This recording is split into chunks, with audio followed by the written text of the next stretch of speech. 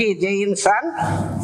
ఈరోజు సరస్వతి గౌరా గారిది 112వ birthday anniversary. ఈరోజు మనందరం కలుసుకుందాం. Saraswathi Gora garu freedom fighter, social reformer, close associates of Mahatma Gandhi and co founder of ethics centre. మీ అందరికీ తెలుసున్న వాళ్ళే సరస్వతి గౌరా గారు. సరస్వతి గౌరా గారు ఆవిడ సత్యాగ్రహాల్లో పాల్గొన్నారు. ఆవిడ ఎక్లిప్స్, తను ప్రెగ్నెంట్గా ఉండగా చిన్న పిల్లైన సిలోన్లో ఎక్లిప్స్ చూశారు. అందరూ భయపడతారు పిల్లలకి అంగవైకల్యం వస్తుందని. అయినా కూడా ఆవిడ భయపడకుండా చూసి చక్కటి బిడ్డను కన్నారు.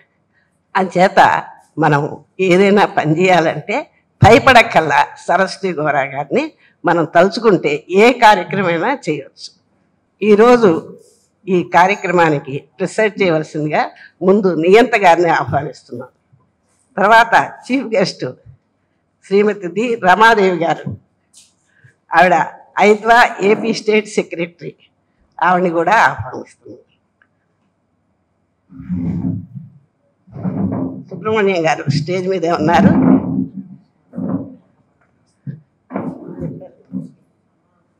రమాదేవి గారి పరిచయం వరప్రసాద్ గారు చేస్తారు. వరప్రసాద్ గారిని కూడా స్టేజ్ మీకు రావాల్సిందిగా కోరుతున్నాను. Thank you very much.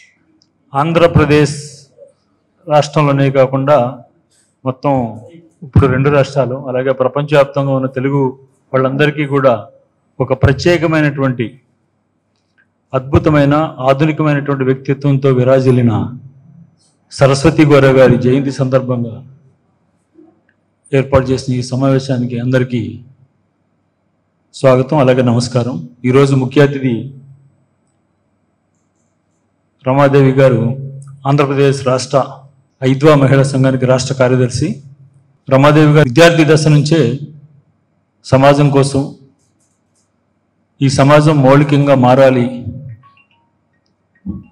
అనే సంకల్పంతో, పట్టుదలతో ఆనాటి విద్యార్థుల హక్కుల దగ్గర నుంచి ఈనాటి మహిళా హక్కుల వరకు కూడా అనేక ఉద్యమాల్లో చాలా పాత్ర వహిస్తున్నారు. మూఢనమ్మకాలకు వ్యతిరేకంగా కానీ, అలాగే మద్యపానానికి వ్యతిరేకంగా కానీ, రాష్ట్ర వ్యాప్తంగా 2 తెలుగు రాష్ట్రాల్లో జరిగినటువంటి ఉద్యమాల్లో చాలా క్రియాశీలకమైనటువంటి నాయకత్వ స్థాయిలో రమాదేవి గారు కీలకమైనటువంటి పాత్రని వహిస్తున్నారు. మహిళల్ని మొత్తం 2 రాష్ట్రాల్లో కూడా పెద్ద ఎత్తున ఉద్యమాల్లోకి సమీకరించడంలో చాలా కీలకమైనటువంటి కృషి చేశారు. ప్రస్తుతం ఆంధ్రప్రదేశ్లోని మహిళా హక్కుల గురించి, అలాగే ఈరోజు ఇంతగా అభివృద్ధి చెందిన సమాజంలో ఈనాటికి కూడా స్త్రీలు చాలా అన్ని రంగాల్లో ప్రవేశిస్తున్న కాలంలో కూడా ఒక పక్క మనకి సంతోషించదగ్గ అభివృద్ధి స్త్రీల విషయంలో కనపడుతున్నా కూడా మరో పక్క స్త్రీలపై జరుగుతున్నటువంటి దౌర్జన్యాలు, హింస, అరాచకాలు, అత్యాచారాలు ఇవన్నీ కూడా చాలా ఈ సామాజిక రంగంలో పనిచేస్తున్న వాళ్ళందరినీ కూడా చాలా పెద్ద ఎత్తున ఆందోళనకి గురి చేస్తున్నటువంటి సందర్భంలో పెద్ద ఎత్తున మహిళల్ని, అలాగే బుద్ధిజీవుల్ని, మేధావుల్ని అందరినీ కూడా కదిలించాల్సినటువంటి కృషిలో ఐద్వా తరపున రమాదేవి గారు చాలా మంచి కృషి చేస్తున్నారు. వారికి ఆహ్వానం పలుకుతూ సార్. అందరికీ జై ఇన్సాన్. ఈరోజు సరస్వతి గౌరా గారి 112వ జయంతి. ఆ సందర్భంగా ఇక్కడ సరస్వతి గౌరా ఏ సోషల్ రెవల్యూషనరీ, సాంఘిక విప్లవకారిణి అని చెప్పి సమావేశంలో ముఖ్య అతిథిగా మనకి ఇచ్చేసిన డి రమాదేవి గారు, ఇప్పుడే వరప్రసాద్ గారు కూడా వారిని పరిచయం చేశారు. ఆవిడ all India democratic women organisation state సెక్రటరీగా ఉన్నారు. అనేక సాంఘిక కార్యక్రమాలలో స్త్రీ అభివృద్ధికి కృషి చేస్తూ ఆవిడ ఈ కార్యక్రమాల్లో పాల్గొన్నారు. ముఖ్యంగా మనం చెప్పవలసింది ఏంటంటే, ఈనాడు ఈ కార్యక్రమాన్ని వీక్షిస్తున్న ఫేస్బుక్ విజిటర్స్ అందరికీ కూడా మరొక్కసారి ఆహ్వానం పలుకుతూ 1940 ఆగస్టు 10వ తేదీన గోరా గారు, సరస్వతి గోరా గారు ప్రపంచంలోనే మొట్టమొదటి నాస్తిక కేంద్రాన్ని ప్రారంభించారు. దానికి ముఖ్యమైన కారణం ఏంటంటే 20వ శతాబ్దంలో ప్రారంభ దశలో మన భారతదేశం గత 400 సంవత్సరాలుగా కూడా విదేశీ పాలనలో ఉంది. ముఖ్యంగా బ్రిటిష్ ప్రభుత్వ పాలనలో ఉంది.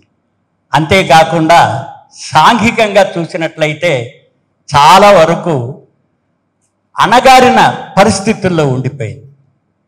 అయితే సాంఘిక అసమానతలు విపరీతంగా ఉన్నాయి. గొప్ప బీద తేడా. దాని తర్వాత సాంఘికంగా చూసినట్లయితే అగ్రకులాలు, దళితులు, హరిజనులు ఇలాంటివి చాలా ఉన్నాయి. మహాత్మా గాంధీ కూడా ఆయన ఉద్యమాల్లో సమాజంలో మార్పు తీసుకురావడానికి ఆయన కూడా మనం చూసినట్లయితే ఈ దళితులు ఇదివరకు దళితులు ఉన్న ఈ హరిజనులు ఎవరైతే ఉంటే ఆయనే పేరు పెట్టారు హరిజనులు అని చెప్పి. అణగారిన వారిని ఊరుకు దూరంగా ఉంచేవారు. దాంతో సాంఘికంగా వారికి ఎలాంటి అవకాశాలు లేకుండా ఒక అంటరాని వారుగా చూస్తూ ఉండేవారు.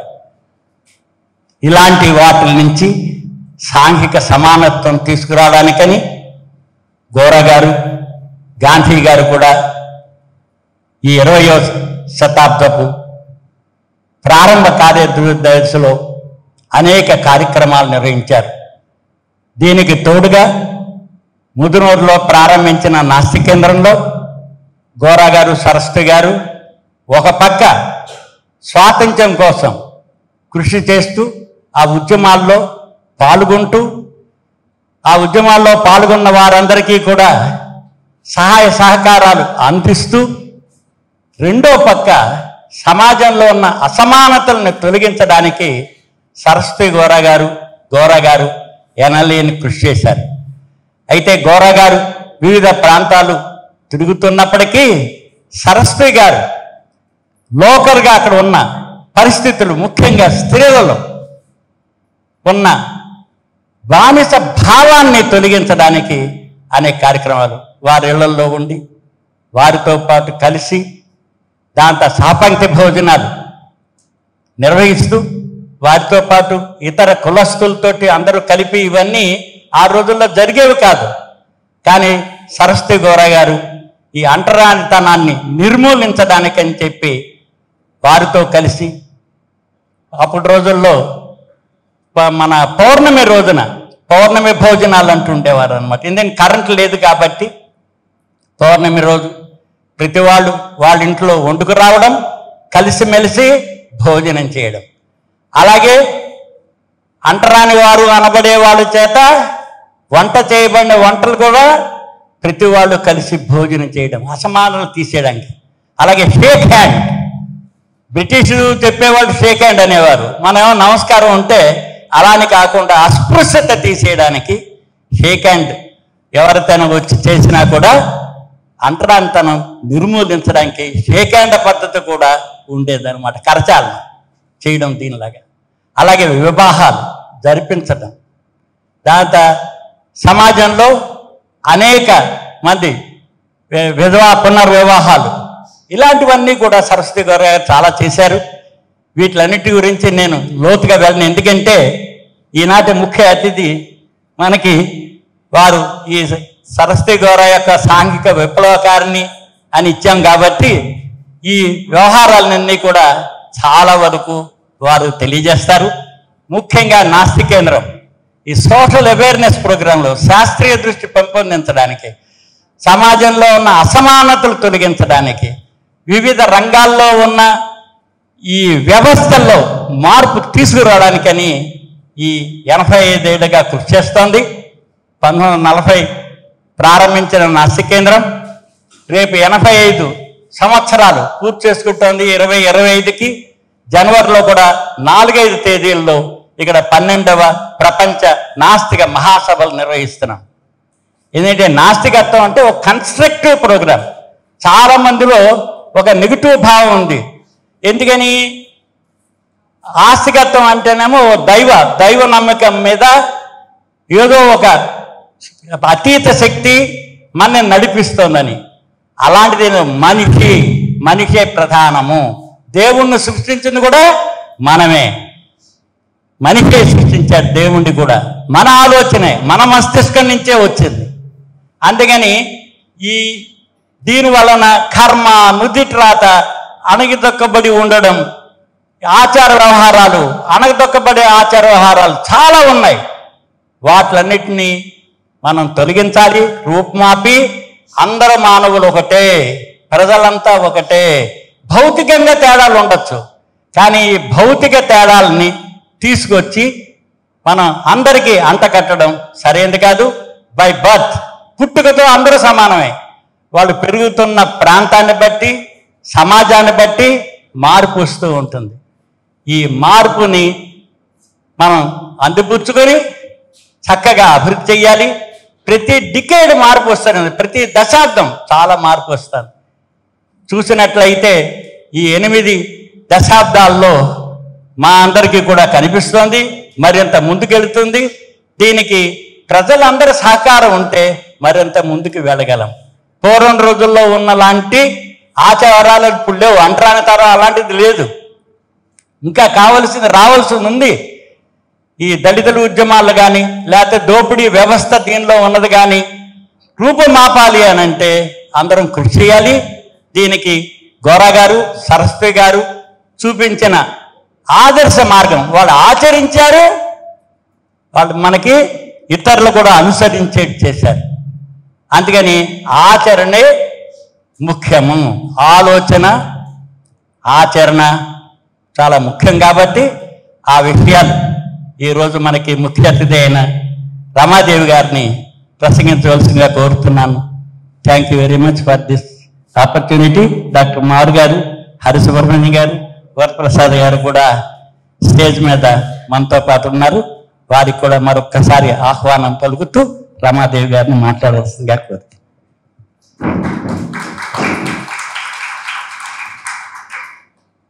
సభాధ్యక్షులు నియంత గారికి, డాక్టర్ మారు, హరిసుబ్రహ్మణ్యం గారు, వరప్రసాద్ గారికి నా నమస్కారాలు తెలియజేస్తూ మీ అందరికీ కూడా శుభాశీస్సులు.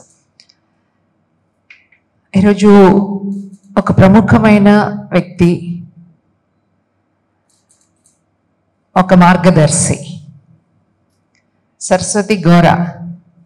ఈమె గురించి నేను కూడా ఇంతకుముందు చాలాసార్లు విన్నాను. ఆమె నాస్తికత్వాన్ని ఆచరించారు, సింపుల్గా నిరాడంబరంగా జీవించారు, ఆదర్శవంతమైనటువంటి జీవితాన్ని గడిపారు. ఇలాంటి చాలా విషయాలు విన్నాను. కానీ ఈరోజు ఆమె జయంతి సందర్భంగా మాట్లాడాలి అనుకున్నప్పుడు, ఆమె రాసిన పుస్తకాన్ని చదివినప్పుడు ఎంత గొప్ప ధైర్యవంతురాలు ఈమె. ధైర్యవంతురాలు మాత్రమే కాదు, ఆమె ఆ కాలానికి ఒక తిరుగుబాటుదారు. మనం మామూలుగా అర్థమయ్యే భాషలో చెప్పాలంటే విప్లవకారిణి, అంతే కదా. ఎవరిని విప్లవకారులు అంటాం? ఈరోజు ఉన్నటువంటి ఆర్డర్ ఆఫ్ ది డే, అంటే ఈరోజు జరుగుతున్నటువంటి క్రమం, ఒక సంపూర్ణమైనటువంటి మార్పు రావాలి అని చెప్పేసి కోరుకుని అందుకోసం ప్రయత్నం చేసే వాళ్ళని మనం విప్లవకారులు అంటాం.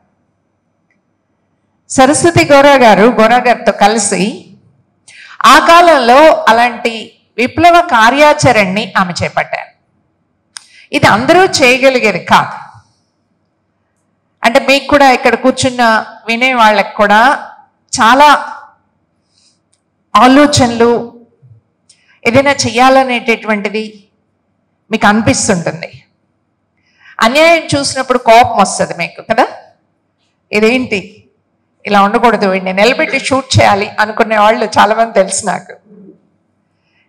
కానీ ఒక్క అడుగైనా ముందుకు పడుతుందా? ఎందుకు పడదు? ఇప్పుడు చెప్పారు నియంత గారు, నాస్తికత్వం అనేది ఒక నిర్మాణాత్మక కార్యక్రమము అని. ఏమిటి నిర్మాణాత్మక కార్యక్రమం? అసలు నాస్తికత్వం అంటే ఏమిటి? బహుశా మీ అందరికీ తెలుసనే అనుకుంటున్నా. దేవుడు లేడు అనుకునే వాళ్ళందరినీ నాస్తికులు అంటాం, దేవుడు ఉన్నవాళ్ళని ఆస్తికులు అని చెప్పేసి అంటాం. మనం నిజంగా ఆస్తికులమేనా? అంటే మనం అంటే దేవుణ్ణి నమ్మే వాళ్ళందరూ ఆస్తికులేనా? ఈ ప్రశ్న సరస్వతి గారు వేశారు, చాలా మంది వేస్తున్నారు. ఈరోజు మనం కూడా వేసుకోవాలి. దేవుడు అన్ని చోట్ల ఉంటాడని కదా మనందరి నమ్మకం, అవునా కదా? ఏం చెప్తాం దేవుడి గురించి? సర్వాంతర్యామి అని చెప్పేసి చెప్తాం. అప్పుడు ప్రహ్లాదుడిని వాళ్ళ నాన్న అడిగాట, ఈ స్తంభంలో చూపిస్తావా అనే కదా. ఎందుగలడు అందు లేడన్న సందేహం వలదు, ఎందెందు వరకు ఎదికినా అక్కడే చక్రి ఉంటాడు సర్వోపగతుడు అని చెప్పేసి చెప్పాడు. ఆయన వచ్చాడు స్తంభంలో నుంచి అని చెప్పేసి మనం కథ వింటాం. మరి సర్వాంతర్యామి అయిన దేవుడి కోసం మనం ప్రతి సంవత్సరం ఒక 2 సార్లన్నా ఒకసారన్నా తిరుపతి వెళ్ళాలనుకుంటాం, కాశీకి వెళ్ళొద్దానుకుంటాం. వెళ్ళి అక్కడ మొక్కు చెల్లించుకుంటేనే, నేను వెళ్ళాను 3 సార్లు వెళ్ళాను నేను తిరుపతి. అక్కడ క్యూలో పంపిస్తారు కదా మనల్ని, అలా నెట్టేస్తుంటారు. అవునా? మీరు ఎవరైనా వెళ్తే మీకు ఎక్స్పీరియన్స్ వచ్చి ఉండేది. అంటే ఒక సెకండ్ కూడా అక్కడ ఉండడానికి అవకాశం దొరకదు. ఎందుకని? రోజు వేల సంఖ్యలో దేవుణ్ణి దర్శించుకోవడానికి వస్తారు అక్కడికి. సో ఒక సెకండ్ అలా నిలబడి చూడడం అంటే వచ్చిన భక్తులకి 3 రోజులకి 4 రోజులకు కూడా దర్శనం ఉండదు అనమాట. కాబట్టి అందరికీ దర్శనం కల్పించాలంటే నెట్టేసేయాలి. ఎవరైనా వెళ్ళొచ్చారా తిరుపతి? ఎవరు వెళ్ళట్లేరు. వెళ్ళారా? బస్సు మీకు ఎక్స్పీరియన్స్ అయి ఉంటుంది అనుకుంటా. నేను ఒకసారి వెళ్ళినప్పుడు మా బంధువుల్లో ఒక అతను, ఆయన అమెరికాలో ఉంటాడు. ఆయనకేమీ స్వామి మీద నమ్మకం లేదు, నేనేమీ చూడాలనుకోవట్లేదు. కానీ నేను ఇక్కడ తిరుపతి దేవాలయం గురించి చెప్తున్నారండి, దాన్ని చూడాలనుకుని వచ్చాను. ఇక్కడ పూజారి గారి చేతిలో కొంత డబ్బు పెడితే మనల్ని అలా ఒక 5 నిమిషాలు నిలబడి చూడనిస్తారట. నిజమా ఇది అని చెప్పేసి చూద్దామని వచ్చాను నేను అన్నారు ఆయన. నిజమే, అది నిజమే. మీరు అబ్జర్వ్ చేస్తే మీకు అర్థమైపోతుంది అది. అంటే దేవుడి దగ్గర ఎందుకుంది పక్షపాతం? దేవుడు అందరి వాడు కదా అని ప్రశ్నించే వాళ్ళకి మనం ఏం సమాధానం చెప్పాలి?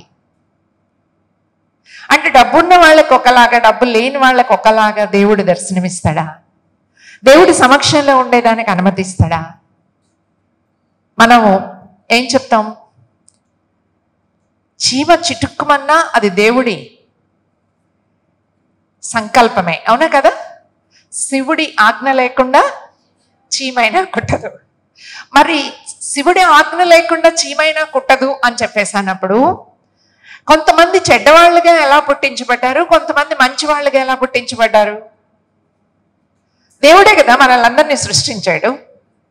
దేవుడే సృష్టించాడు అనుకున్నప్పుడు కొంతమంది మంచి వాళ్ళుగా, కొంతమంది చెడ్డవాళ్ళుగా ఎలా ఉన్నారు?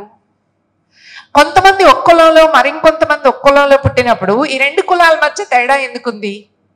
అందరూ ఒకటే కదా దేవుడి ముందు, అన్ని కులాలు ఒకటే కదా. మరి ఒక కులం పెద్ద కులం, ఒక కులం తక్కువ కులం ఎందుకైంది? ఏ రూపంలో నువ్వు నన్ను తలుచుకుంటే ఆ రూపంలో నేను నీకు కనిపిస్తాను అని కదా దేవుడు చెప్పాడు. మరి నీదొక మతం నాదొక మతం అని చెప్పేసి ఎందుకు మన మధ్య తేడాలు ఉన్నాయి? ఇవన్నీ ఈరోజు నేను వేస్తున్న ప్రశ్నలు కాదు, ఎదిగి వచ్చే మనిషిలో వచ్చేటటువంటి ఆలోచనలు, ప్రశ్నలు ఇవన్నీ, అవునా కదా? సరస్వతి గారు పుట్టింది ఒక సాంప్రదాయ కుటుంబం, పూజలు, నోములు, వ్రతాలు కదా. మనం కూడా చాలా మంది మన పుట్టుకతో, ఎందుకంటే అమ్మ నాన్న పుట్టినప్పుడు ఏం చెప్తారు? అదిగో రాముడు దండం పెట్టుకో, ఇదిగో కృష్ణుడు దండం పెట్టుకో, అదిగో అల్లా, ఇదిగో యేసుక్రీస్తు, అవునా కదా? చెప్తారో లేదా? తల్లిదండ్రులు మనకు ఇంట్రడ్యూస్ చేస్తారు, మనం కూడా దాన్ని నేర్చుకుంటాం. నేను కూడా బహుశా ఇంటర్మీడియట్ పూర్తయ్యే వరకు చాలా భక్తితో దేవుణ్ణి పూజించడమే కాదు, చాలాసార్లు అనుకునేదాన్ని, గట్టిగా ఘోరంగా తపస్సు చేసి దేవుణ్ణి ప్రత్యక్షం చేసుకొని, ఎందుకు నువ్వు ఇన్ని కష్టాలు పెట్టావు? నువ్వు సృష్టించిన సమాజమే కదా ఈ సమాజం, ఎందుకు మనుషులకి ఇన్ని కష్టాలు పెట్టావని అడగాలనుకునేదాన్ని నేను. అంటే నేను అనుకున్నాను అంటే చాలా మందికి ఇలాంటి ఆలోచనలు వస్తాయి. ఎందుకు దేవుడా ఇలా సృష్టించావు, ఎందుకు ఈ కష్టాలు పెట్టావు అని చెప్పేసి అడగాలనిపిస్తుంది. ఒకసారి నాకు విస్తారమైనటువంటి సాహిత్యంతో పరిచయం, నాస్తికత్వంతో పరిచయం, మార్క్సిజంతో పరిచయం, శాస్త్ర విజ్ఞానంతో పరిచయం, మా స్కూళ్ళల్లో మా కాలేజీలో టీచర్స్ చెప్పినటువంటిది నాకు ఇప్పుడు గుర్తొస్తుంది. పెద్ద అయిన తర్వాత నేను ఇవన్నీ నేర్చుకున్న తర్వాత నేను హై స్కూల్లో చదివేటప్పుడు మా తెలుగు మాస్టారు బోర్డు మీద రాస్తూ పాఠంలో భాగంగానే ఆయన ఏం చెప్పారు అంటే, ఇదేమిటి చాక్ పీస్ కదా, ఈ చాక్ పీస్ పెట్టి రాస్తున్నాను కదా, ఏమైంది చాక్ పీస్ ఇప్పుడు అరిగిపోయింది కదా, అరిగిపోతే చాక్ పీస్ మాయమైందా, ఏమైంది చాక్ పీస్ పొడిగా మారింది, బోర్డు మీద కనిపిస్తుంది, కొంత రాలిపోయింది. అంటే పదార్థము చాక్ పీస్ అనేది ఒక పదార్థం, ఇది పుట్టదు, నాశనం కాదు. అంటే ఇది కొత్తగా తయారవదు, ఇది నాశనం కూడా కాదు, ఇది రూపాలు మార్చుకోవచ్చు. ఆ రోజు మాకు అర్థం కాలేదు.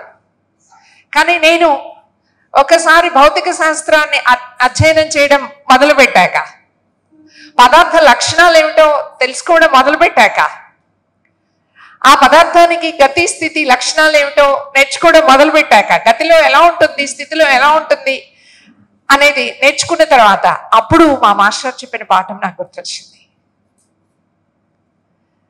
మా మాస్టర్ ఇంకో పాఠం కూడా చెప్పాడు. పోతన భాగవతాన్ని రాశాడు, తెలుసా మీకు అందరికీ? భాగవతాన్ని ఎవరికి ఇవ్వాలి, దాన్ని అంకితం ఆ కాలాన్ని బట్టి రాజులకి ఇవ్వాలి. రాజులే కదా అధికారులు. ఇప్పుడు ఎవరైనా మనం ఏ ప్రోగ్రాం చేయాలన్నా మంత్రి గారిని పిలుద్దామా, ఎమ్మెల్యే గారిని పిలుద్దామా, ముఖ్యమంత్రి గారిని పిలుద్దామా అనుకుంటాం కదా. ఇంతకుముందు వరద సహాయం చేయాలంటే, లేకపోతే ఇంకొక సహాయం చేయాలంటే ఆ జిల్లా కలెక్టర్కి తీసుకెళ్లి చెక్కులు ఇచ్చేవాళ్ళు. ఇప్పుడు ఏం చూస్తున్నాం మనం, ఆ చెక్కులన్నీ తీసుకొచ్చి ముఖ్యమంత్రి గారికి ఇస్తున్నారు. ఇక్కడ ముఖ్యమంత్రి గారికి, అక్కడ ముఖ్యమంత్రి గారికి, లేకపోతే ఇక్కడ లోకేష్ గారు నాయకుడు కాబట్టి ఇక్కడ లోకేష్ గారికి ఇస్తున్నారు.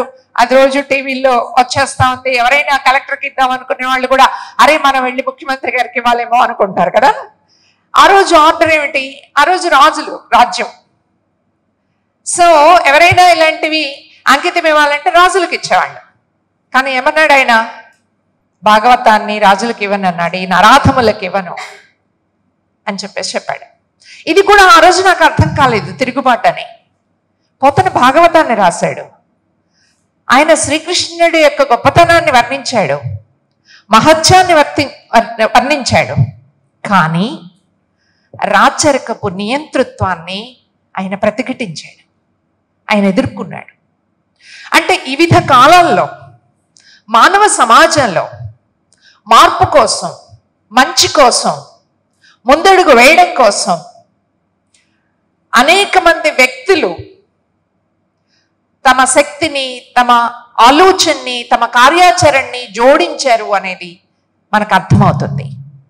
అలాంటి వాటిని మనం ఆలోచించడానికి సిద్ధమైతే మనం కొత్త విషయాలు నేర్చుకోగలిగే శక్తి వస్తుంది.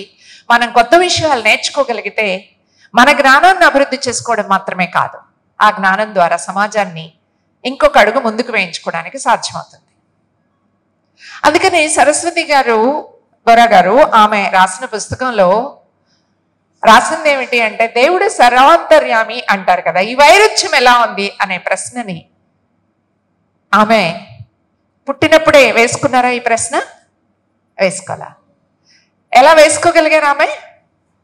ఆ రోజుల్లో ఆడపిల్లలకి నేర్పే పాఠం ఏంటి, భర్త ఏం చెప్తే దాన్ని పాటించాలి, అవునా కదా?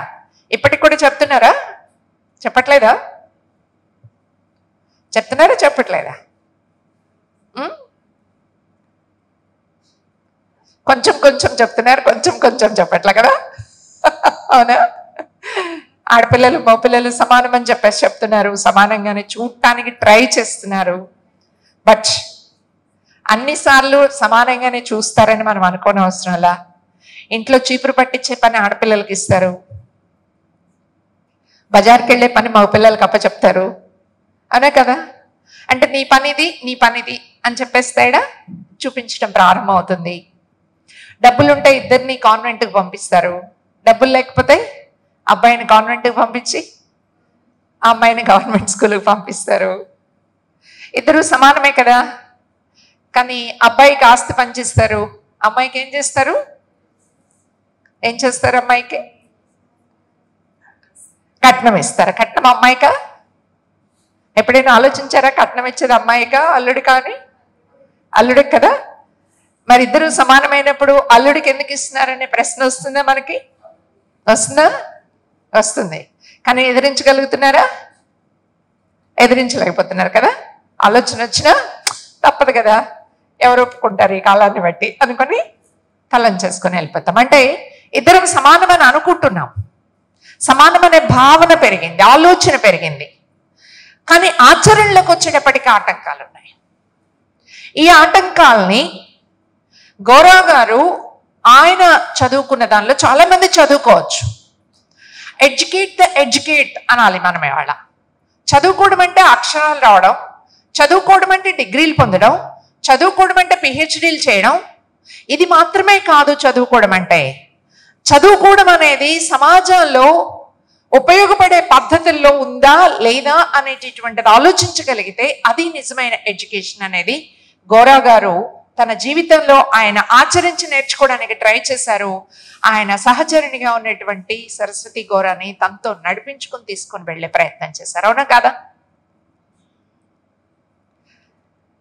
జంజం వేస్తారు కొన్ని కులాల్లో, అన్ని కులాలకి జంజం వేసుకునే అర్హత లేదు. అవునా? ఉందా? ఈ జంజం వేసుకుంటే రెండో పుట్టుక అది. ఈ జంజాన్ని తీసి ఆయన పక్కన పెట్టాడు, వాళ్ళ నాన్న కొట్లాడాడు, కొట్లాటకి తలొగ్గల ఆయన. ఇటీవల చనిపోయిన సీతారాం యేచూరి కూడా జంజం తీసి అవతలు పెట్టేశాడట. ఆయనకు ఉపనయనం చేసిన 5వ రోజు తీసుకువెళ్ళి ఆ జంజం తీసి పక్కన పెట్టేశాడట. జంజం తీసి పక్కన పెట్టాలంటే కూడా ధైర్యం కావాలి కదా. ఏమనిపిస్తుంది ఎవరికైనా? మన చుట్టూ సమాజంలో మనం ఆచరించే ఆచారాల్ని ధిక్కరించాలంటే ముందు ధైర్యం కావాలి, ధైర్యం కావాలి. ఈ ధైర్యం ఉన్నప్పుడే ఇది మంచా ఇది చెడా అనే ఆలోచన చేయడంతో పాటు ఆచరించడానికి ట్రై చేస్తారు. ఆయన జంజం తీయడమే కాదు, భార్య మెడలో తాళి తీసి పక్కన పెట్టారట. విన్నారా ఈ విషయం మీరు ఎప్పుడైనా? తెలుసా మిత్రులారా? మీకు తెలుసులా ఉంది. మీకు ఎవరికైనా తెలుసా తాళి తీసి పక్కన పెట్టారని? ఆయన స్వహస్తాలతో తాళి తీసి పక్కన పెట్టడం అంటే ఏమనుకుంటాం మనం? భర్త చనిపోవడం అనుకుంటాం. అవునా కాదా? ఆమె అందుకే సంకోచిస్తుంటే తీసి పక్కన పెట్టేశారు ఆయన. అంటే భర్త ప్రాణం తాళ్ళలో లేదు.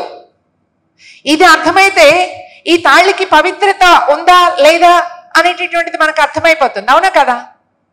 మీరు అడగండి ఈ తాళి పట్టు ఎందుకు అనే ప్రశ్న వేయండి, చర్చించుకోండి, ఏమొస్తుంది సమాధానం?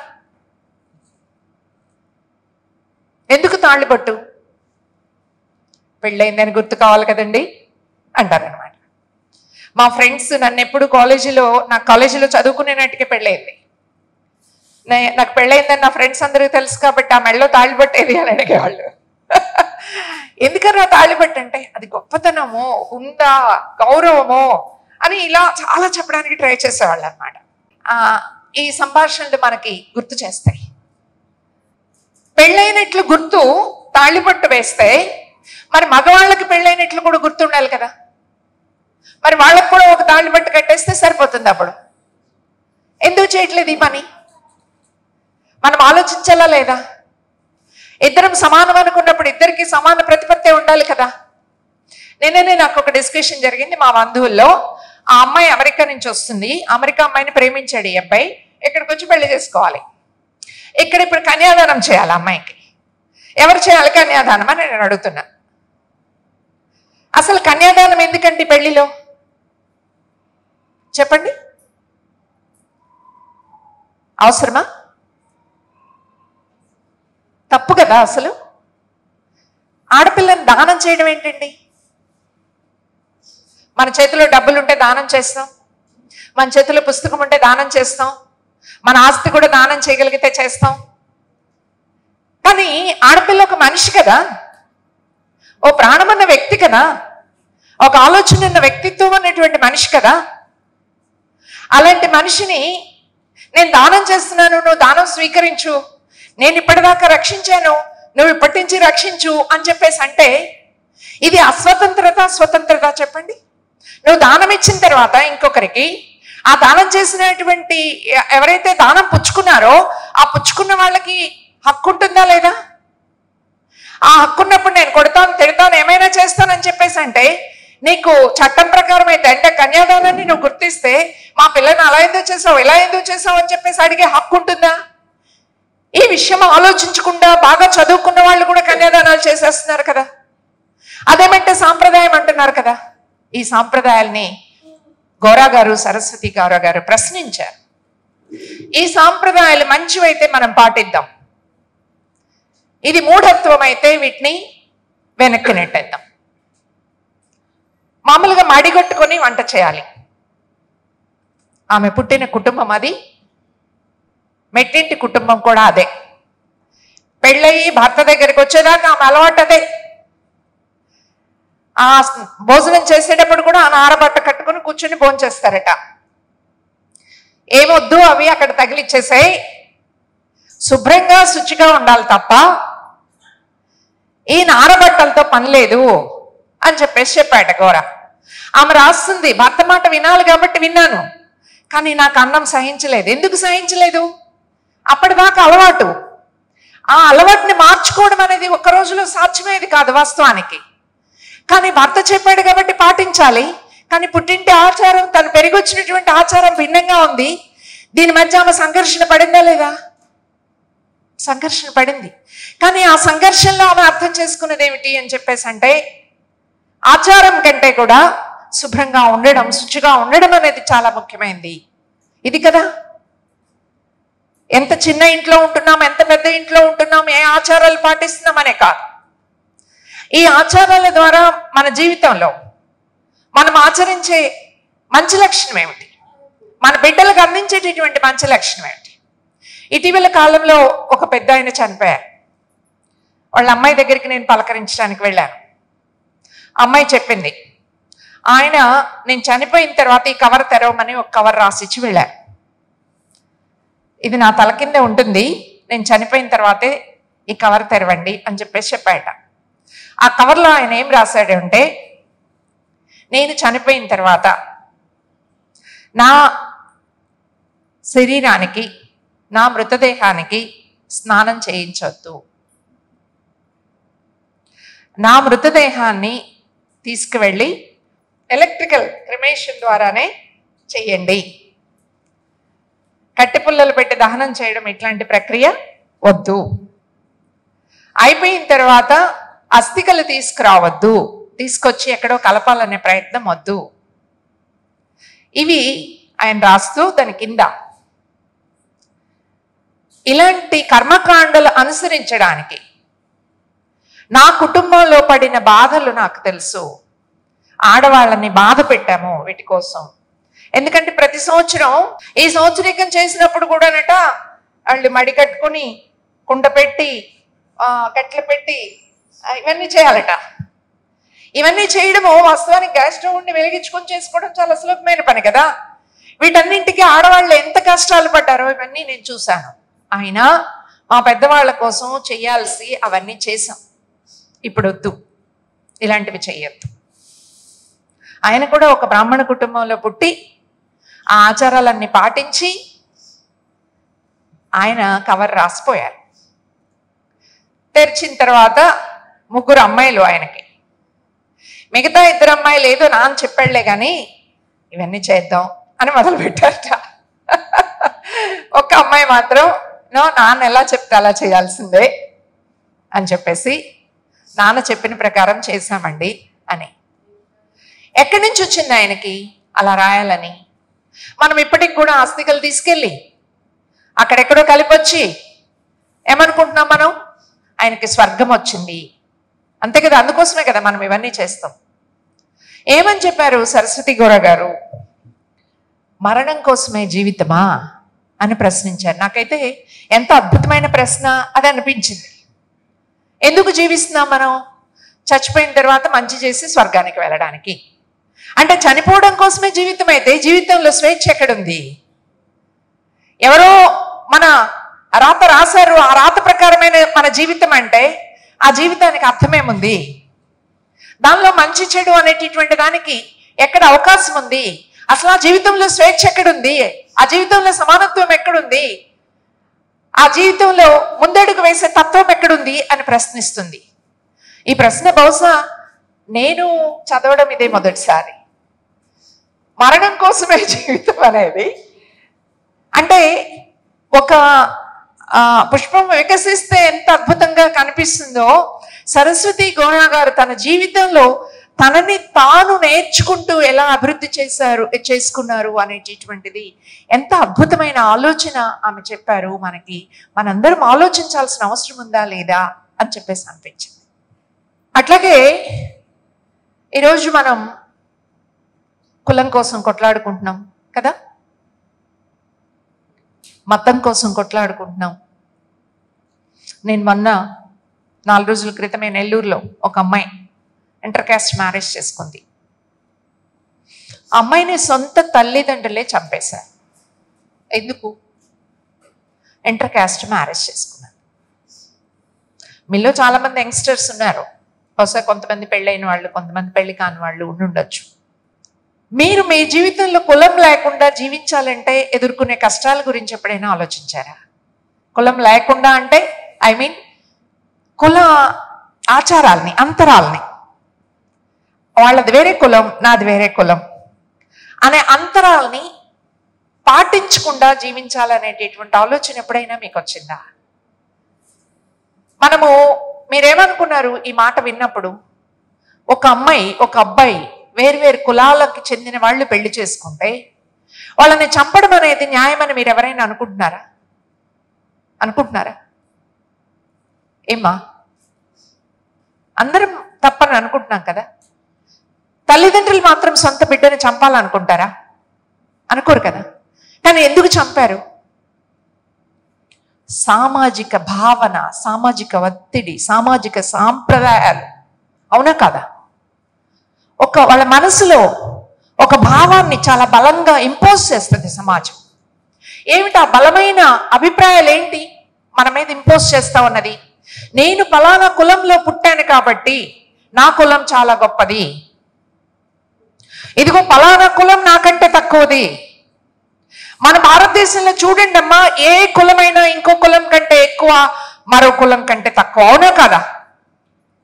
అవునా కదా? ద టాప్ కాస్ట్ తప్ప మిగతా కాస్ట్లన్నీ ఒక కులం కంటే ఎక్కువ, ఒక కులం కంటే తక్కువ. అవునా కదా? మరి ఏమిటి గొప్పతనం? ఇంకొకరి కంటే తక్కువే కదా మీరు.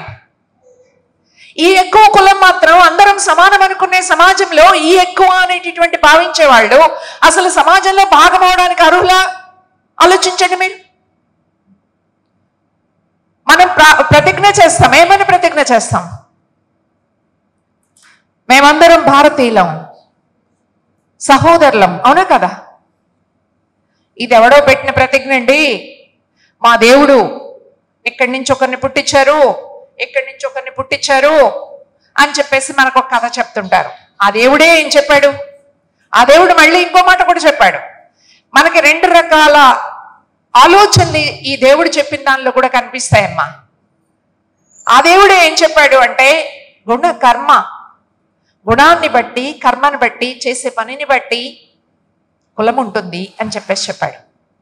మరి గుణాల కర్మల్ని బట్టి కులం ఉంటే నువ్వు పుట్టుకతో కులం ఎందుకు, ఫలానా కులమని ఎందుకు మనం మాట్లాడుకుంటున్నాం?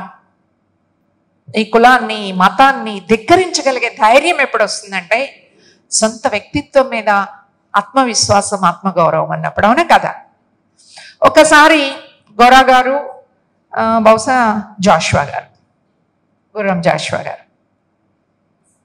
జాషువా గారి పేరు మీరు కొంతమంది వినుండొచ్చు, అందరూ విని ఉండకపోవచ్చు. గోరా గారికి వియంకుడు అవుతారు ఆయన. వాళ్ళ అమ్మాయిని గోరా గారి అబ్బాయి లావడం గారికి చేసుకున్నారు. ఒక మీటింగ్కి వెళ్ళారట, ఒక హరిజనవాడలో భోజనాలు ఏర్పాటు చేశారట. అక్కడికి వచ్చిన గెస్టుల్లో చివరికి మిగిలింది గోరా గారు, జాషువా గారు మాత్రమేనట. మిగతా గెస్టులు అంతా చల్లగా చారుకున్నారు. అంటే వేదిక మీద ఎక్కి చాలా పెద్ద ఉపన్యాసాలు చెప్పారు, కానీ ఆచరణలోకి వచ్చేటప్పటికి కులం లేకుండా మేము అందరితో సమానంగా ఉంటామనేటటువంటి దాన్ని ఆచరించడానికి వచ్చేటప్పటికి వెనక్కి తగ్గారు. ఇది మనకు అన్నింటా కనిపిస్తుంది. ఈ కులం మతం గురించి మాత్రమే కాదు, జాతీయ భావన గురించి ఇంకొక అద్భుతమైన మాట ఆమె చెప్పింది, నాకు చాలా నచ్చింది. జాతీయ భావం కూడా సంకుచితమే అంటది ఆమె. ఏమిటి జాతీయ భావం? మనమంతా భారతీయులం, అవునా? మన దేశం, మన దేశభక్తి ఉండాలి.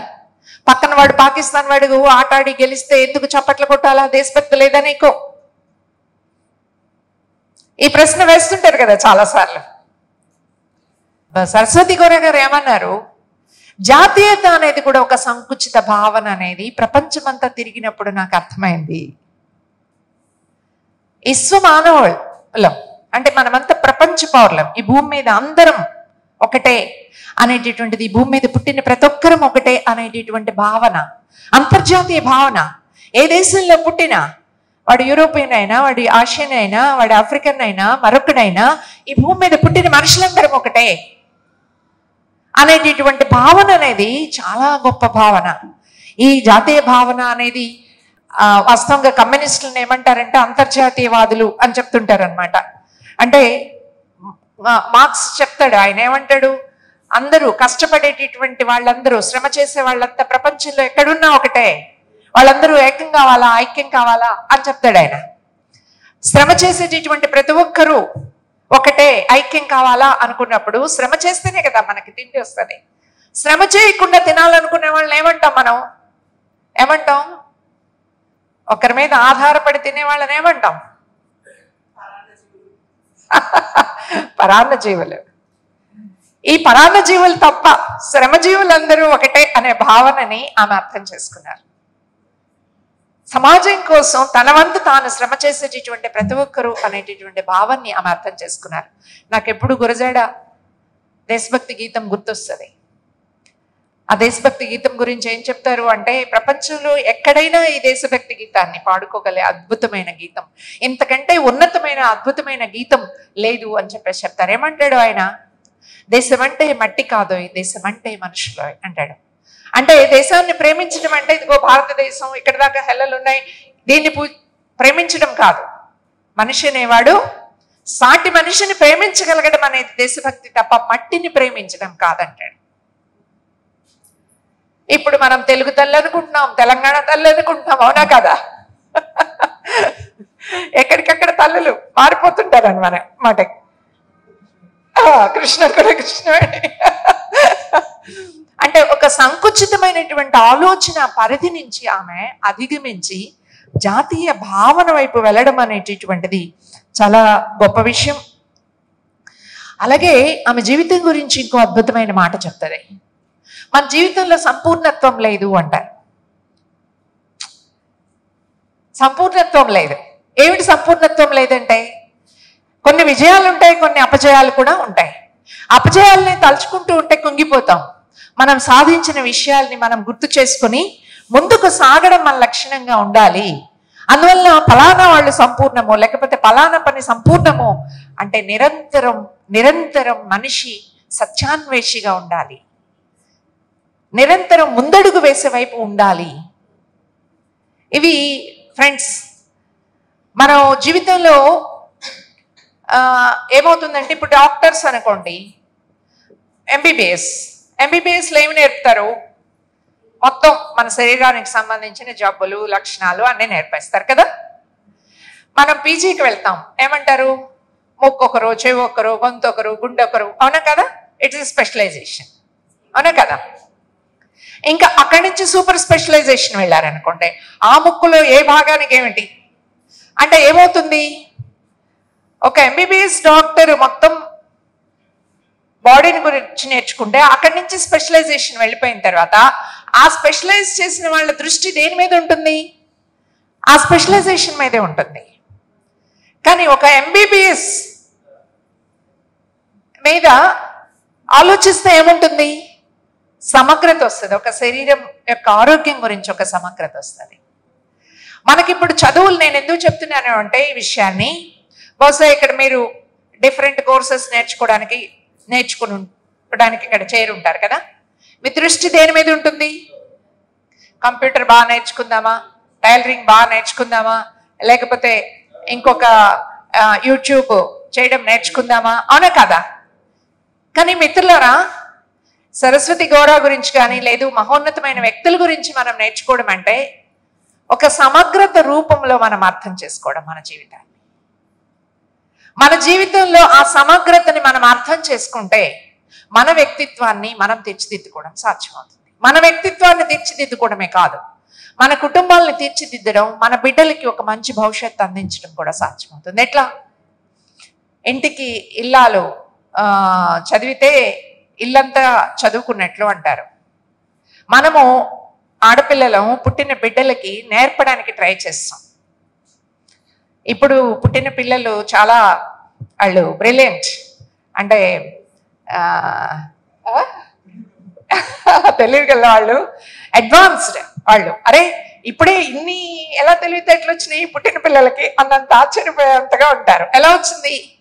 అప్పుడెప్పుడు పొట్టలో ఉన్న అభిమన్యుడికి ఎట్లా పద్మవ్యూహంలోకి వెళ్ళాలో చెప్తే నేర్చుకున్నాడని చెప్తాం. ఇప్పుడు పిల్లలు కూడా వాస్తవానికి మన వెనకటి నాలెడ్జిని ప్రతి జనరేషన్ నేర్చుకుంటూ వచ్చేస్తుంది. అది ఇంప్రింట్గా వచ్చేస్తుంది. ఆ బిడ్డలకి మనం లోకాన్ని పరిచయం చేసేది మనమే తల్లులుగా ముందు కదా. ఈ లోకాన్ని పరిచయం చేసేటప్పుడు చిన్నపిల్లలు వాళ్ళకి ఏం తెలుసు అనుకుంటాం మనం. కానీ మీరు ఎప్పుడూ అబద్ధం చెప్పకండి చిన్నపిల్లలకి. ఎప్పుడూ చెప్పద్దు, పొరపాటును కూడా చెప్పద్దు. వాళ్ళకి సత్యాన్ని నేర్పేటటువంటి ఒక ప్రయత్నం చేయండి. 6 సంవత్సరాల వరకు నాకు ఇటీవల నేను చదివిన దాన్ని బట్టి బ్రెయిన్ చాలా వేగంగా గ్రాస్పింగ్ చాలా పెద్ద ఎత్తున ఉంటుంది పిల్లల్లో. చాలా ఎక్కువ స్పీడ్గా ఎదిగేటటువంటి సమయం అది. ఈ సమయంలో మనం ఏమనుకుంటామంటే పిల్లలకి ఏం తెలుసులే అనుకుంటాం. మనం నేర్చుకుంటే కదా మన పిల్లలకి మనం నేర్పగలిగేది. మనకే తెలియకపోతే, మనమే అసమగ్రతతో ఉంటే. ఇప్పుడు లడ్డు గురించి చాలా మాట్లాడుకుంటున్నారు. లడ్డు అంటే మనకి గుర్తొచ్చేది ఇది, దాని టేస్ట్ కదా, నోరూరుతుంది. అందులో తిరుపతి లడ్డు అంటే చాలా అద్భుతంగా ఉంటుంది కదా, ఇవి గుర్తొస్తాయి. కానీ ఇప్పుడు లడ్డు చుట్టూ ఏం నడుస్తుంది? లడ్డు చుట్టూ కల్తీ గురించి మాట్లాడుకుంటాం. మంచిది, కల్తీతో ఆగామా? ఆగట్లా. నీ మతం ఏంటి, నా మతం ఏంటి, నీ విశ్వాసం ఏంటి, నా విశ్వాసం ఏంటి, నువ్వు కావాలని చేసావు. ఎవడైనా కావాలని చేస్తే అలాంటి వాడిని శిక్షించు. నీ చేతిలో అధికారం ఉన్నప్పుడు శిక్షిస్తే హ్యాపీ. కానీ నేను ఎందుకు దీన్ని ప్రస్తావిస్తున్నాను అంటే, ఈరోజు మేము సంపూర్ణ వ్యక్తులం, అన్నీ తెలుసు అనుకునేటటువంటి వాళ్ళకు కూడా ఎలా అసంపూర్ణంగా ఉన్నాము అనేదానికి ఇలాంటివి మనం పరిశీలిస్తే మనకు అర్థమైపోతుంది. ఇతరుల ఎడల సహన భావం, ఇతరులని అర్థం చేసుకుని గౌరవించేటటువంటి భావన, ఇతరుల అలవాట్లని ఆలోచనలని మన్నించేటటువంటి భావన లేకపోతే ద్వేషాలు పెరుగుతాయి.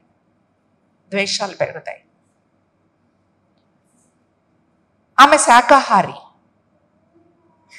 కానీ మాంసాహారం తినే వాళ్ళ ఎడల ఆమె సహనాన్ని అలవరుచుకునే ఆలోచన పెరిగింది. ఎలా పెరిగింది? మిత్రులారా, ఈవెన్ మాంసం తినేవాళ్ళలో కూడా, కోడి మాంసం తినేవాళ్ళు ఏమంటారంటే, చీచి పంది మాంసమా, మేము తినమే అంటారు అన్నమాట. అనే కదా. పంది మాంసం అలవాటు ఉన్న వాళ్ళు బాధపడతారా లేదా? చీచి గొడ్డు మాంసమా అంటారనమాట. పంది గొడ్డు మాంసం మనకు తెలుసు. కుక్క మాంసం తింటారని తెలుసా మీకు? నాకైతే చాలా కాలం తెలియదు కుక్క మాంసం తింటారని. అరే కుక్క మాంసం ఎలా తింటారు అనుకుంటాం మనం కదా. అస్సాం లాంటి రాష్ట్రాల్లో కుక్క మాంసం చాలా న్యాచురల్గా తింటారు. తినకూడని వస్తువు ఏమైనా ఉందా? అది విష పదార్థమైతే తప్ప ఈ ప్రపంచంలో తినకూడనిది ఏమీ లేదు అనేది మనిషి అనేక చోట్ల. నేను ఇటీవల చెప్పాను, తిరుపతి లడ్డూకి అంత టేస్ట్ ఎలా వస్తుంది అంటే, జవ్వాది అని ఒక సుగంధ ద్రవ్యం వేస్తారు. ఈ జవ్వాది ఎలా వస్తుందో మీకు ఎవరికైనా తెలుసా? ఇది ఎలా వస్తుందో తెలుసా మీకు ఎవరికైనా? అక్కడ మన తిరుపతి దగ్గర శేషాచలం అడవులు అంటాం వాటిని. ఆ అడవుల్లో ఒక పిల్లి పెరుగుతుంది. ఆ పిల్లి విసర్జించే విసర్జనే జవ్వాది. చూడండి, దాన్ని మనం అపూర్వంగా తింటున్నాం, అవునా కాదా? మీరు అర్థం చేసుకోండి మిత్రులారా. నేను అందుకే చెప్తున్నాను, ఈ ప్రపంచంలో విషాన్నిచ్చే పదార్థం తప్ప విషం కూడా ఆరోగ్యానికి అవసరమైన మేరకు విషాన్ని కూడా మన బాడీ స్వీకరిస్తుంది, అవసరానికి స్వీకరిస్తుంది. కాబట్టి మన చుట్టూ ఉన్న ప్రపంచాన్ని చూడడం మనం నేర్చుకుంటే, ఈ ప్రపంచాన్ని అర్థం చేసుకోవడానికి ప్రయత్నం చేస్తే మనకి సహనం అలవాటు అవుతుంది. మనకి సహనం అలవాటైతే మన కన్న బిడ్డల్ని చంపుకునేంత దుర్మార్గులుగా మనం మారం. పూజ్య బాపూజీ లాంటి వాళ్ళని హత్య చేసే దుర్మార్గులుగా మారం, అవునా కాదా? విద్వేషం ఏం చేస్తుంది? మనల్ని చంపడాన్ని కూడా సమర్థిస్తుంది, అవునా కాదా? చంపడాన్ని కూడా సమర్థిస్తుందా లేదా? ఆయన ఎవరో ఆ అమ్మాయి గౌరీ లంకేష్ ఎందుకు చంపావు? నా సనాతన ధర్మానికి వ్యతిరేకంగా రాస్తున్నది. ఏమిటి సనాతన ధర్మం? అందుకే గోరా గాని సరస్వతి గోరా గాని సనాతన ధర్మాన్ని పాటించాలనుకోలే వాళ్ళు. ఎందుకు సనాతన ధర్మాన్ని పాటించాలనుకోలా? సనాతన ధర్మం స్త్రీ పురుష సమానత్వాన్ని గుర్తిస్తుందా? ఇది అడగండి ఎవరినైనా. ఈ సనాతన ధర్మం అని మాట్లాడే వాళ్ళని, ఈ సనాతన ధర్మం అని చెప్పబడే దానిలో స్త్రీ పురుషులకి సమానత్వం ఉందా? ఉంటే ఆ సనాతన ధర్మాన్ని మనం గౌరవిద్దాం. ఈ సనాతన ధర్మంలో అన్ని కులాలు ఒకటే అని చెప్పేసి ఇటువంటి దాన్ని గుర్తిస్తుందా? అప్పుడు మనం సనాతన ధర్మాన్ని నెత్తికెత్తుకుందాం. ఈ సనాతన ధర్మం అనేటటువంటిది అన్ని ఆహారాల్ని స్వీకరిస్తుందా? అన్ని ఆహారాల్ని స్వీకరిస్తే ఆ సనాతన ధర్మాన్ని మనం నెత్తి మీద పెట్టుకుందాం. ఈరోజు మనం విశ్వమానవ సౌభ్రాతృత్వం గురించి మాట్లాడుకునే దశలో సంకుచితమైన తెలిసి తెలియని ఆలోచనలు ఆనాటికి మనిషికి ఉన్నటువంటి ఈనాడు అని చెప్తుంది. నేను రాసే నాటి నుంచి నా వెనకటి జీవితాన్ని చూసుకొని రాస్తున్నాను అంటారు అమ్మ. ఈరోజు నిలబడిన స్థానం నుంచి నేను నా వెనకటి జీవితంలో జరిగింది ఏమిటి అనేది అన్ని విశ్లేషించుకొని అర్థం చేసుకునే ప్రయత్నం చేస్తున్నాను. ఇది ఇతరులకు కూడా ఉపయోగపడవచ్చు అని చెప్పేసి అనుకుంటే నా ఆత్మకథని నేను ఈరోజు రాశాను అని చెప్పేసి చెప్తుంది. ఈ రోజున్న స్టాండ్ ఇక్కడ నిలబడి మన వెనకటి సమాజాన్ని మనం అర్థం చేసుకోగలిగితే మన ముందు సమాజాన్ని మనం సందర్శించగలం. సో ఆ ముందు సమాజంలో మన జీవితానికి ఒక అర్థం పరమార్థం ఉండాలి అని చెప్పేసి అంటే పరోపకార అర్థం ఇదం శరీరం అని చెప్పేసి ఆ సనాతన ధర్మంలో ఒక ముక్క, ఏ ముక్క మనకు ఉపయోగపడుతుంది, ఏ ముక్క మనకు ఉపయోగపడదో మనం తెలుసుకోవాల్సిన అవసరం ఉంది కదా. మొత్తం నెత్తికెత్తుకుందామా? దాన్ని చెత్త బయటకు వస్తున్న ఆ చెత్తలో మంచిది వేరుకుని చెత్తను అవతలకు పడేసి మనం పరిశుభ్రంగా ఉందామా అనేటటువంటిది ఈరోజు మనం ఆలోచించుకోవాల్సిన అవసరం ఉంది. అందుకనే మన జీవిత లక్ష్యం ఎలా ఉండాలి అంటే మన సమకాలీన సమాజంలో నలుగురికి మంచి చేయగలిగే లక్షణం ఉండాలా అని చెప్పేసేటటువంటిది ఆమె చెప్తారు. ఆమె చెప్పడం కాదు, అడుగడుగున ఆచరించడానికి ట్రై చేశారు. మనం సావిత్రిబాయి పూలే జీవితం గురించి మీరు వినుంటారని నేను అనుకుంటున్నా. సావిత్రిబాయి పూలేకి బిడ్డలు లేరు, కానీ ఆమె ఒక బిడ్డని దత్తత తీసుకుంది. ఎవరిని తీసుకుంది దత్తత? ఒక వితంతువు కన్న బిడ్డని. మీరు అర్థం చేసుకోండి మిత్రులారా. వితంతువు కన్న బిడ్డని ఏం చేసేవాళ్ళు ఆ కాలంలో? బాల్య వితంతువులకి ఎలాంటి ఆశలు ఆకాంక్షలు ఉండవమ్మా. పుట్టిన బిడ్డ వయసు తెలిసి తెలియక ముందే భర్త చనిపోయాడని చెప్పేసి ఆమె గుండు గీయించేసి ఒక తెల్ల బట్ట కట్టి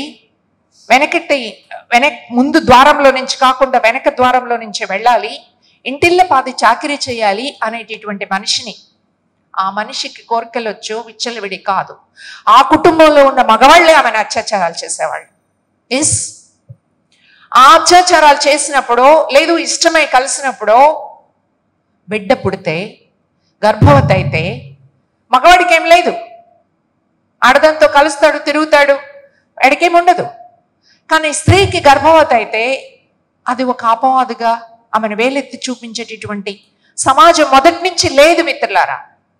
కుంతి బిడ్డని కనినప్పుడు, కర్ణుడిని కన్నప్పుడు ఎందుకు కన్నావు అనే ప్రశ్న ఎవరు వేయల, ఆమె భయపడింది. సొంత భర్తే నా వల్ల బిడ్డలు కలగరు కాబట్టి నువ్వు వేరే వాళ్ళ ద్వారా బిడ్డల్ని కను అని చెప్పేసి అంటే ఆక్షేపించలా. ద్రౌపది 5 భర్తలుంటే ఆక్షేపించలా. కన్య మరియకి యేసుక్రీస్తు జన్మిస్తే దేవుడి బిడ్డ అన్నారు తప్ప ఈ బిడ్డకి ఎవరితో కన్నావు అనే ప్రశ్న వేయలా. ఇప్పుడు వేస్తున్నావు, ఎవరితో కన్నావు నువ్వు ఈ బిడ్డని అని ఈ ప్రశ్న వేయలా ఆనాటి సమాజం. కానీ మధ్యలో అర్థంతరంగా ఈ బిడ్డ ఎక్కడిది అనే ప్రశ్న వస్తే ఆ ప్రశ్నకు సమాధానం చెప్పుకోలేక వితంతువులు ఆత్మహత్యలు చేసుకునేవాళ్ళు. సావిత్రిబాయి పూలే అలాంటి అమ్మాయిల్ని చేరదీసి నా దగ్గర మీరు ఆశ్రయం పొందండి అని చెప్పేసి వాళ్ళకి ఆశ్రయం ఇవ్వడమే కాకుండా అలాంటి బిడ్డలు పుట్టినటువంటి వాళ్ళు గౌరవనీయమైన బిడ్డలు అని అలాంటి బిడ్డని పెంచుకుందామే. సరస్వతి గోరా గారు ఆ పని చేశారు. ఎంతమంది చేయగలరు చెప్పండి? మాటలు చాలా మంది చెప్పొచ్చు మిత్రులారా, కానీ దాన్ని ఆచరించడం అనే దానికి నేను అందుకే చెప్పాను ధైర్యం కావాలి అని చెప్పేసి. మీకు ప్రస్తావించారు గ్రహణం గురించి, నేను చెప్పాల్సిన అవసరంలా చాలా మంది శాస్త్రవేత్తలు చెప్తూనే ఉన్నారు. భూగోళంలో మనం నేర్చుకుంటున్నాం, అయినా మళ్ళీ గ్రహణం వచ్చినప్పుడు భయమే, తలుపులు వేసుకుంటాం, తప్పాళాలు బోర్లు ఇచ్చేస్తాం, ఇలాంటివి చాలా చేస్తాం. అనేక విషయాలు ఆమె చెప్పినటువంటి విషయాలు చాలా గొప్ప విషయాలు. ఆ గొప్ప విషయాల్లో ఏదైతే నాస్తికత్వానికి ఆమె ప్రాధాన్యత వహించారో ఆ నాస్తికత్వం అనేది ఏదో దేవుడు ఉన్నాడు లేడు అనేటటువంటిది కాదు, అది నిర్మాణాత్మకంగా సమాజానికి ఉపయోగపడే హేతుబద్ధమైన ఆలోచన రూపకమైన ఆచరణ రూపకమైన పద్ధతుల్లో నాస్తికత్వం కొనసాగాలని చెప్పడమే కాదు, దానిలో ఏ ఇలువల్ని వాళ్ళు అర్థం చేసుకున్నారో ఆ ఇలువల్ని ముందుకు తీసుకురావడానికి ప్రయత్నం చేశారు. నాస్తికత్వం అనేది స్త్రీ పురుష సమానత్వాన్ని చాటి చెప్తుంది అని చెప్పేసి చెప్పడమే కాకుండా ఆ కుటుంబంలో దాన్ని ఆచరించడం, కులం లేదు మతం లేదు అని చెప్పడమే కాదు దాన్ని ఆచరించడం. ఇప్పుడే చెప్తున్నారు డాక్టర్ గారు, మా కుటుంబంలో అందరూ అన్ని కులాలు అన్ని మతాలకు సంబంధించినటువంటి వాళ్ళు ఉన్నారు అని. తన కుమార్తెని ఒక హరిజనుడికి ఇచ్చి వివాహం చేశారు. తన కుటుంబంలో ఒక అలాంటి దళిత కుటుంబాలకు సంబంధించినటువంటి హేమలత లవణం గారిని స్వీకరించి తీసుకొచ్చారు. హేమలత గారు, లవణం గారు ఈ రాష్ట్రంలో చేసిన కృషి కూడా ఈ సందర్భంగా ఒక నిమిషమైనా మనం మెన్షన్ చేసుకోవడం అవసరం అని చెప్పేసి నేను భావిస్తున్నా. దొంగనంగానే మనం ఏమనుకుంటాం, చెడ్డవాడు అనుకుంటాం కదా.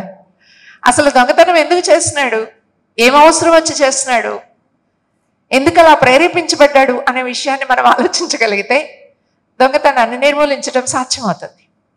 అత్యాచారం చేసిన వాళ్ళ గురించి కూడా మనం అదే ఆలోచించాలని చెప్పేసి నేను అనుకుంటాను. ఎందుకని ఆ అత్యాచారం చేసేదానికి ప్రేరేపించే పరిస్థితులు ఏమున్నాయి సమాజంలో? ఈ పరిస్థితులను అరికట్టద్దా? మీరు చూడండి, అత్యాచారం చేసిన అన్ని కేసుల్లో వాడు తాగున్నాడండి అంటారు, అవునా కదా? మరి అంత తాగుడిని విచ్చలవిడికి ఎందుకు ప్రోత్సహిస్తున్నాం మనం? ఎక్కడ దెబ్బ తగులుద్దో, ఎక్కడ నొప్పి తగులుద్దో, ఎక్కడ దూరం వెళ్లాల్సి వస్తుందో అని ఇంటింటికి తీసుకెళ్లి మద్యాన్ని పంపిణీ చేసేటటువంటి పద్ధతులను ఎందుకు అనుసరిస్తున్నాం? వీటిని ఎందుకు అరికట్టలేకపోతున్నాం? అత్యాచారాలకు సంబంధించే కాదు, ఈరోజు స్త్రీ పురుషుల సమానత్వం గురించి చెప్పేటటువంటి వాళ్ళు ఈ స్త్రీ పురుషుల సమానత్వంలో ఉన్నటువంటి మూఢ విశ్వాసాలు ఏవైతే ఉన్నావో ఇవి తప్పు అనేటటువంటి ఆదర్శాన్ని నాయకులుగా ఉన్నటువంటి వాళ్ళైనా పాటించడానికి ట్రై చేయాలా లేదా? ఒక ఆడపిల్ల పెద్ద మనిషి అయితే తీసుకెళ్లి మూల కూర్చోబెట్టే కుటుంబాలు ఉన్నాయా, లేకపోతే లేదు ఇది సహజమో మూల కూర్చోబెట్టాల్సిన అవసరం లేదనుకునే కుటుంబాలు ఉన్నాయా? చెప్పండి, ఏం చేస్తున్నారు మన కుటుంబాల్లో? ఒక్కసారి పెద్ద మనిషి అయింది అని చెప్పేసి పేరిట ఇదేదో తప్పు చేసింది, 3 రోజులు స్నానం చేస్తే తప్ప అందరిలో కలవడానికి లేదు, అది తాకడానికి లేదు, ఇది తాకడానికి లేదు.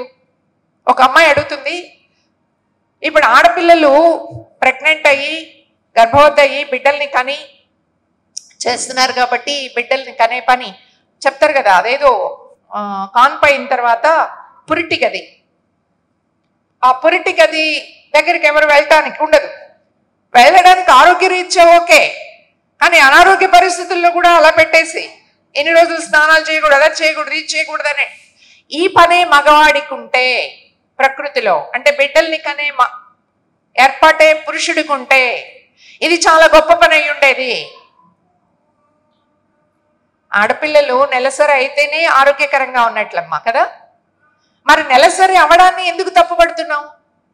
ఎందుకు అంటరాందని చెప్తున్నాము అంటే ఆడవాళ్ళని అలా అసమానంగా ఉంచాలి కాబట్టి ఇది అంటరాందని చెప్తున్నాము అని చెప్తుంది అమ్మాయి. అవునా కదా? ఎందుకు అంటరానిది? శుభ్రంగా శుచిగా ఉంటే ఏ దేవుడిని సందర్శించితే దేవుడు కాదన్నాడు? ఆ దేవుడు పెట్టినయే కదా. దేవుడిని నమ్మేవాళ్ళు ఉంటే ఆ దేవుడు పెట్టిన ఏర్పాటే కదా ఇదంతా. మరి దేవుడికి కొంతమంది దూరంగా కొంతమంది దగ్గరగా ఎందుకుంటున్నారనే ప్రశ్న మనం వేయాల్సిన అవసరం ఉందా లేదా? సో మనం సరస్వతి గోరా గురించి మనం వింటున్నాము అంటే మిత్రులారా, ఆమె జీవితాన్ని తెలుసుకోవడం మాత్రమే కాదు, మన జీవితంలో మన కుటుంబాల్లో ఒక వితంతువుని చేసే సాంప్రదాయం, ఒక మూలన కూర్చోబెట్టే సాంప్రదాయం, తేడాగా చూసే సాంప్రదాయం, ఆస్తుల్లో ఉండేటటువంటి అసమానతలు, ఇట్లాంటి అనేకాన్ని ప్రశ్నించమనేటటువంటిది ఆమె మనకు నేర్పింది. ఆ ప్రశ్నించేటటువంటి తత్వాన్ని అలవాటు చేసుకోమని చెప్పేసేటటువంటిది ఈ సందర్భంగా మీ అందరికీ తెలియచేస్తూ చివరిగా భార్యాభర్తల గురించి గురజాడే ఒక మాట చెప్తాడు. ఏమంటాడు? మగడు వేల్పన పాత మాట ప్రాణమిత్రుడ నీకు. అంటే భార్యాభర్తలు ఎలా ఉండాలి అంటే ప్రాణమిత్రులా. సరస్వతి గోరా గారు వాళ్ళ జీవితంలో అలాగా ప్రాణమిత్రులాగా ఉన్నారని, అలాంటి ఆదర్శవంతమైనటువంటి దాంపత్యాన్ని అందరూ కూడా పాటించడానికి, నేర్చుకోవడానికి, అలవాటు చేసుకోవడానికి ప్రయత్నం చేస్తే కుటుంబం ప్రజాస్వామికం అవడమే కాదు, సమాజం కూడా ప్రజాస్వామికంగా, అంటే స్వేచ్ఛగా స్వతంత్రంగా మనం అందరం మాట్లాడుకొని మన అభిప్రాయాల్ని పంచుకొని మన చైతన్యవంతమైనటువంటి ఒక సమాజాన్ని నిర్మించుకునే దానిలో భాగం అవుతాం అనేటటువంటిది మీ అందరికీ తెలియజేస్తూ ఈ అవకాశం ఇచ్చినటువంటి డాక్టర్ గారికి, నాస్తి కేంద్రానికి ప్రత్యేకమైనటువంటి ధన్యవాదాలు తెలియజేస్తూ ఇది నాకు ఇచ్చిన గౌరవంగా భావిస్తున్నాను. ఈ రకమైన గౌరవాన్ని ఇచ్చినటువంటి వారికి మరొకసారి హృదయపూర్వకంగా నమస్సుమాంజలు తెలియజేసుకుంటూ ధన్యవాదాలు మిత్రులారా.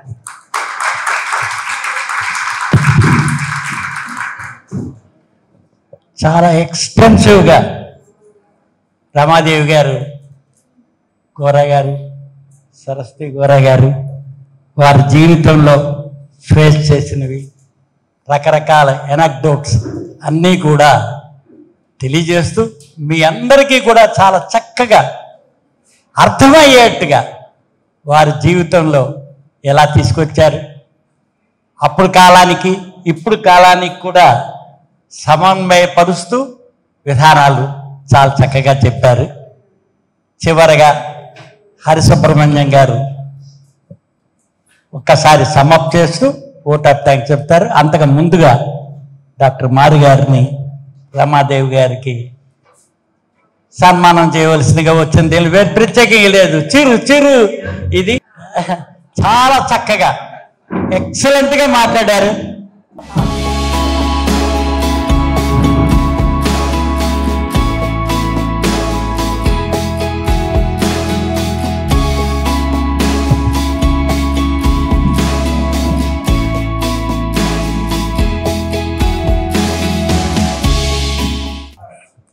అందరికీ జైన్ సార్. ఈరోజు సరస్వతి గోరా గారి గురించి రమాదేవి గారు చాలా చక్కగా చెప్పారు. ఎందుకంటే మనం నిత్య జీవితంలో ఎటువంటి సంఘటనలు ఎదుర్కొంటున్నామో, ఎటువంటి ఇబ్బందులను ఎదుర్కొంటున్నామో వాటన్నిటిని సరస్వతి గోరా గారు ఎలా ప్రశ్నించుకొని తన జీవితాన్ని గోరా గారితో కలిసి నడిచారు అనేది రమాదేవి గారు చాలా చక్కగా చెప్పారు. రమాదేవి గారు మాట్లాడే విధానంలో అందరికీ అర్థమయ్యే రీతిలో, అట్లాగే ఉదాహరణలు చెప్పుకుంటూ వచ్చారు. కాబట్టి మనం కూడా ఆ ధైర్యంగా మాట్లాడేటువంటి విషయాలు ఏమున్నాయి అని వారు సరస్వతి గోరా గారి జీవితంలో జరిగిన సంఘటనలు చెప్తూ చాలా చక్కగా చెప్పారు. కాబట్టి మాట్లాడేటువంటి విధానంలో మనం వారు సరస్వతి గోరా గురించి ఎలా అర్థం చేసుకున్నారనేది మనం తెలుసుకోవచ్చు. అందువల్ల ఈ రోజున మనం చూసేటువంటి ప్రతిరోజు మనం చూసేటువంటి సంఘటనలు ఏవైతే ఉన్నాయో వాటన్నిటినీ ఎప్పుడైతే మనం ప్రశ్న వేసుకుంటామో, ఎవరికైతే ప్రశ్న వేస్తామో వాటి గురించి మనం చాలా నేర్చుకోవడానికి అవకాశం ఉందని చెప్పేసి రమాదేవి గారు చెప్పారు. అందువల్ల సరస్వతి గోరా గారి గురించి అలా అర్థం చేసుకుని మనందరికీ ఈ రోజున ఆవిడ సరస్వతి గోరా గారి జయంతి సందర్భంలో మనందరికీ వచ్చి ఈ విధంగా చెప్పడం అనేది చాలా చక్కగా ఉంది. ఎందుకంటే కొంతమంది పుస్తకం చదువుతాం కానీ దాని యొక్క వాక్యాల మధ్యలో ఉన్నటువంటి అర్థాన్ని విడమర్చి చెప్పడం అనేది చాలా కష్టం. కాబట్టి ఈ రోజున మనం అనేది వింటున్నటువంటి చాలా మంది వక్తలతో విషయాలు తెలుసుకుంటూ ఉంటాం. ఒక్కొక్కరు ఒక్కొక్క రకంగా చెప్తారు. అంటే దాన్ని మనం అర్థం చేసుకునే విధానంలో ఉంది, దాన్ని అర్థం చేసుకునే విధానం చెప్పేటువంటి పద్ధతిలో కూడా ఉంది. కాబట్టి ఈ రోజున రమాదేవి గారు మనందరికీ ఆ విధానంలో మనకు చెప్పారు. అలాగే సరస్వతి గోరా గారి గొప్పతనం గురించి కూడా మనకు చాలా విషయాలు చెప్పారు. కాబట్టి ఆ విషయాలను మనం కూడా అర్థం చేసుకుంటూ మన జీవితంలో జరిగేటువంటి సంఘటనలను ఏ విధంగా ఎదుర్కోవాలి, ఏ విధంగా వాటిని ముఖ్యంగా స్త్రీల గురించి ఆవిడ బాగా చెప్పారు.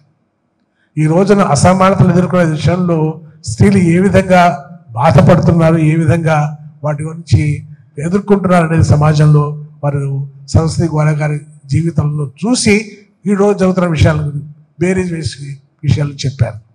కాబట్టి మన అందరం కూడా కష్టాల్లో ఉన్నాము, సమస్యల్లో ఉన్నాము అనేది కాకుండా ఆ సమస్యలను ఏ విధంగా పరిష్కారం చేసుకునే విధానంలో ముందుకు అడుగు వేస్తాం అనే దాంట్లో సరస్వతి గారి జీవితాన్ని మనం స్ఫూర్తిగా తీసుకోవాలని కూడా చెప్పారు. కాబట్టి ఈ విషయం ఇవన్నీ ఎందుకు జరుపుకుంటామని చెప్పేసానంటే ఏదో వాడి గురించి గొప్పతనం గురించి చెప్పుకోవడం కాదు, వారి యొక్క జీవితాల్లో సమాజంలో ఎటువంటి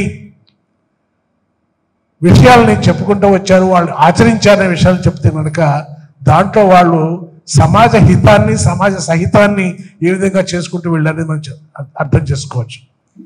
అందువల్ల ఈరోజు రమాదేవి గారు ఈ రోజున మా అందరి మధ్య ఉండి వారికి చాలా పనులు ఉంటాయి.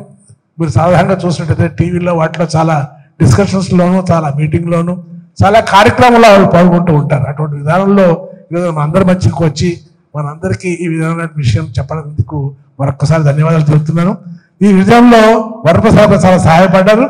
రమాదేవి గారి గురించి నేను అడిగినప్పుడు వెంటనే వారిని సంప్రదించి ఈ కార్యక్రమానికి వచ్చే విధంగా వారికి ఒప్పించినందుకు మరి వరప్రసాద్ గారికి కూడా ధన్యవాదాలు చెప్తున్నాను.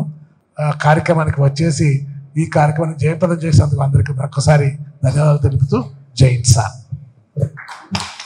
ఇంతటితో ఈ సమావేశం ముగిసింది. ఈ కార్యక్రమం మీకు ఎంతో నచ్చింది కదా. ఇటువంటి మరిన్ని వీడియోల కోసం అనతి కాలంలోనే 20 కోట్ల వ్యూస్ సాధించిన సమరన్ ఛానల్ సమర్పించు యతీష్ సెంటర్ ఛానల్కు సబ్స్క్రైబ్ చేయండి, లైక్ చేయండి, మీ ఫ్రెండ్స్కి షేర్ చేయండి. అలాగే ప్రక్కనున్న గంట సింబల్ని ప్రెస్ చేయడం మర్చిపోకండి. Please download Samaram Channels app from Google Play Store and watch your favorite channels. Click the bell icon and subscribe to the channels.